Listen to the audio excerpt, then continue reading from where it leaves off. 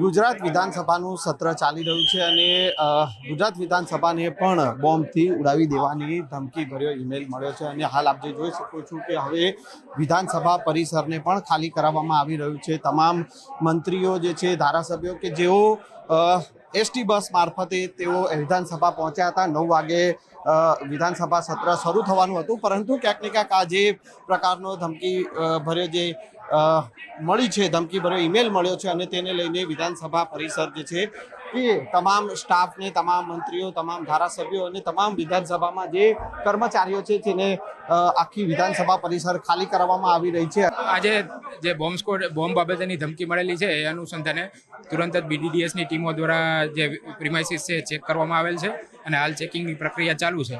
એ ઉપરાંત જ્યારે સમગ્ર step by step premises check કર્યા બાદ ગૃહની કાર્યવાહી રાબેતા મુજબ ચાલુ કરવાના પ્રયત્નો થાય એ આપને કહીશું, અમે મેલ આપને જાણ કરશું।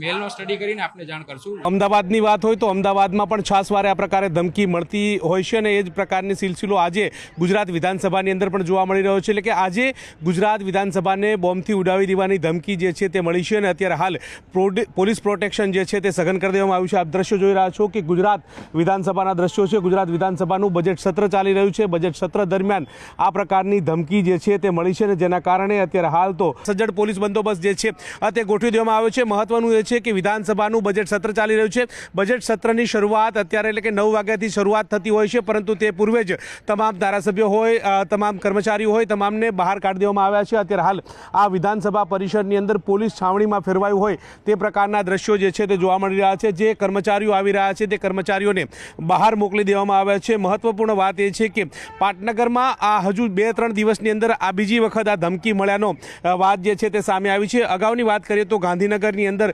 જે કર્મયોગી ભવન જે છે તેના 7મા માળે તોલમાપ વિભાગનું કચેરી આવેલી છે, તેને પણ 2 દિવસ પૂર્વે જ આ ધમકી જે છે તે મળી હતી અને આજે વિધાનસભાની અંદર આ પ્રકારની ધમકી મળી છે। ધમકી મળવાની સાથે કળભળાટ મચી ચૂક્યો છે। સાથે પોલીસ પ્રોટેક્શન જે છે તે પણ સઘન કરી દેવામાં આવ્યું છે। મહત્વનું એ છે કે બોમ્બ સ્કોડ, ડોગ સ્કોડ સહિતની ટીમ જે છે તે વિધાનસભા ખાતે પહોંચી ચૂકી છે અને વિધાનસભાની અંદર તમામ જગ્યાએ ચકાસણી જે છે તે કરવામાં આવી રહી છે। સાવચેતીના પગલાં ભરવામાં આવી રહ્યા છે। મહત્વનું એ છે કે તમામ કર્મચારીઓ જે છે તેમને પણ વિધાનસભાની અંદર પ્રવેશ બંધી જે છે તે લગાવવામાં આવી છે અને આ પ્રકારની બાબતો જે છે તે સામે મળી રહી છે।